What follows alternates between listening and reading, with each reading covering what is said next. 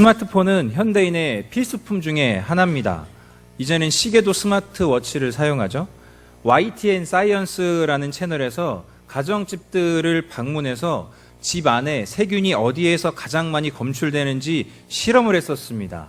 문고리, 신발장, 또 TV 리모컨, 도마, 심지어 변기도 손에 들고 있는 스마트폰을 이기지 못했습니다. 우리는 대체로 스마트폰을 닦을 생각도 안 하죠. 그런데 아이러니한 건 손에 가장 오래 쥐고 있는 게 스마트폰입니다. 스마트폰만 보면서 좀비처럼 걷는 사람을 일컫는 스몬비, 스마트폰 또는 그와 유사한 모바일 기기가 손에 없으면 공포와 불안감을 느끼는 현상을 일컫는 노모포비아. 가격이 많이 비싼데도 불구하고 우리 한국 사람들은 최신 폰이 나오면 경쟁하듯이 구매하고 쓰던 폰을 버립니다. 이게 절대적인 편견은 아니지만 대체로 남자들은 여러 가지 기능과 활용성을 좀 더 고려해서 스마트폰을 고른다고 합니다. 마찬가지로 모두 다 그런 건 아니지만 여자들은 좀 더 단순한 기준들을 보고 스마트폰을 고른다고 합니다. 두 가지랍니다. 사진 잘 나오나 예쁜가. 디자인이 예뻐야 된답니다. 그래서 실제로 여자들이 특정 스마트폰을 더 선호한다는 통계도 있습니다. 하지만 아쉽게도 고가의 가격이 무색할 만큼 스마트폰에서 사용 가능한 많은 좋은 기능들을 대체로 거의 모르고 사용하고 있다고 합니다.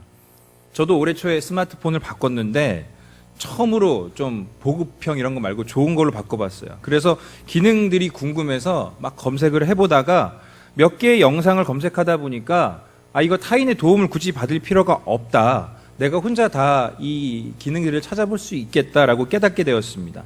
바로 환경 설정입니다. 모든 스마트폰에는 톱니바퀴 모양의 환경 설정 메뉴가 있습니다.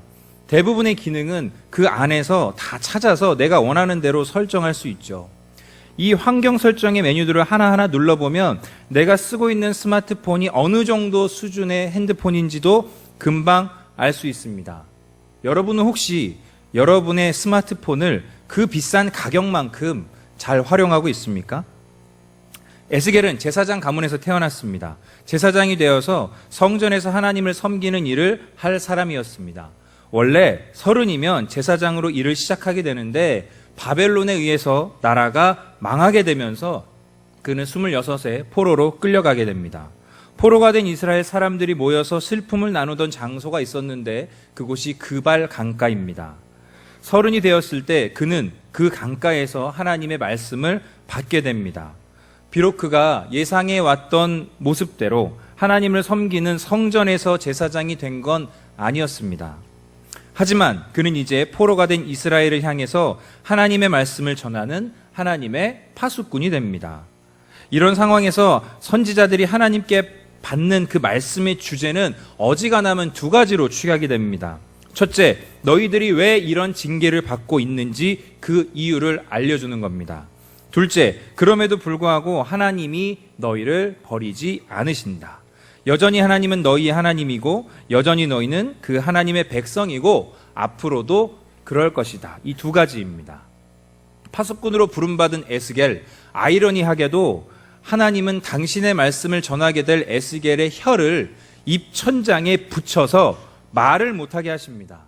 그리고 하나님이 원하실 때만 말하게 하십니다. 쉽게 말해 에스겔이 자기 자의로 하나님의 말씀에 사족을 붙이지 못하게 하시는 겁니다. 딱 하나님의 말씀만 전하게 해서 들을 자와 듣지 않을 자를 확실하게 구분하겠다는 하나님의 의지입니다. 에스겔의 파수꾼 역할은 점점 힘들어집니다. 북이스라엘과 남유다가 각각 하나님 앞에서 범죄한 그 횟수만큼 1년을 하루로 계산해서 390일 동안은 왼쪽으로만 누워있고 40일 동안은 오른쪽으로만 누워있는 퍼포먼스를 사람들에게 보이라고 합니다. 그 다음은 더 심합니다. 에스겔의 머리와 수염을 다 깎으라고 하십니다. 그리고 그것을 셋으로 나눕니다. 하나는 성 안에서 불사르고 또 하나는 성읍 밖에서 칼로 치고 마지막 하나는 바람에 흩으라고 하십니다. 에스겔의 머리와 수염이 불에 탈 때 그 불이 이스라엘에게로 번지게 하셔서 그들의 죄를 심판한다고 하십니다. 하나님이 죄목하는 그들의 죄는 이렇습니다. 하나님의 백성인 그 이스라엘은 하나님이 그들에게 주신 모든 선한 규례를 다 어겼습니다. 심지어 그들은 하나님의 법을 모르는 이방인들보다도 더 심하게 악을 행했습니다. 또한 가증한 일, 하나님이 가장 싫어하시는 우상 숭배를 일삼았는데 적당히 하는 수준이 아니라 생활 전반에 걸쳐서 우상을 숭배했습니다. 이 일은 결국 그들이 섬겨야 할 하나님을 오히려 이방 나라의 모욕거리가 되게 했기에 이제 하나님은 그들이 모욕거리가 되겠다고 하십니다. 하나님은 에스겔에게 우상 숭배로 물든 이스라엘의 산들을 향해서 예언하라고 합니다. 재미있죠? 사람이 아니라 산들을 향해서 소리치라고 합니다. 이스라엘의 모든 산 곳곳에 구석구석에 있는 우상 숭배의 장소들을 다 깨트려 없앨 것이라고, 그리고 그 모든 산과 땅들을 황폐하게 할 것이라고 말씀하십니다. 그러면서도 하나님은 그들을 다 멸하지 않으시고 살아남은 자가 있을 것이라고 예언하십니다. 그래서 사람들이 인식하게 하시는 겁니다.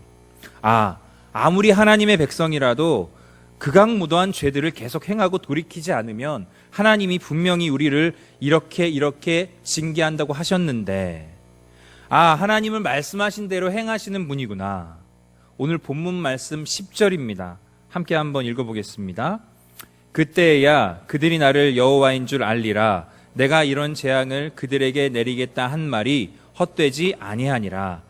하나님이 이렇게 저렇게 하신 후에, 쉽게 말해 환경 설정을 다 바꿔놓으신 다음에야 내가 여호와인 줄을 그들이 알리라.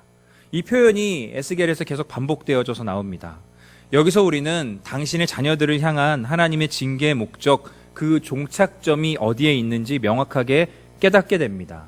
그들이 섬기던 하나님이 정말로 하나님인 것을 그들에게 알려주시고 확실하게 피부로 깨닫게 해주시기 위함입니다. 다시 말하면 하나님의 징계는 하나님의 백성이 하나님이 참 하나님인 것을 다시 한번 명확히 깨닫고 느끼게 하시는 자기 자녀를 향한 하나님의 열심인 겁니다.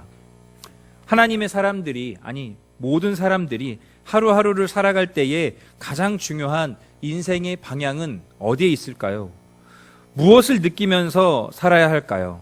내가 믿는 하나님이 정말 하나님이라는 사실, 내 삶의 모든 것, 모든 영역에 대한 주도권과 결정권을 가지고 계신 유일한 참신, 우리의 죄를 대신해서 십자가에 달려 죽기까지 우리를 사랑하신 구원자 하나님, 늘 하나님을 배반하는 우리이지만 여전히 우리를 안아주시고 품어주시는 그 아버지 하나님, 나는 완벽하지 못해서 잘 못 느끼지만 내 안에 계셔서 항상 나와 함께 계시는 나의 하나님, 우리의 하루하루가 반복될수록 이 감각이 민감해져야 진정한 믿음의 성숙이 오지 않겠습니까?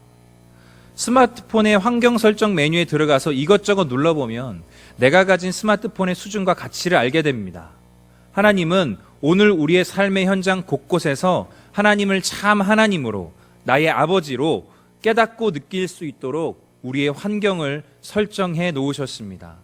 우리는 그 환경 설정 안에서 살고 있습니다. 내 삶의 현장을 외면하지 말고 들어가서 그것들을 하나씩 눌러본다면 분명히 알게 될 것입니다. 그게 좋은 일이든 나쁜 일이든 상관없습니다. 하나님은 정말 하나님이시구나. 그런 것들을 느껴가는 것이 바로 하나님과 동행하는 삶이라고 말하고 싶습니다. 우리의 삶 속에서 이미 우리와 함께 하시는 하나님을 한번 터치해 보십시오. 그러면 깨닫게 됩니다. 알면 알수록 내가 믿는 하나님만이 정말로 참 하나님이시구나. 하나님이 하나님이신 줄을 깨달아서 그 풍성한 교제를 누리는 하루가 되기를 소망합니다.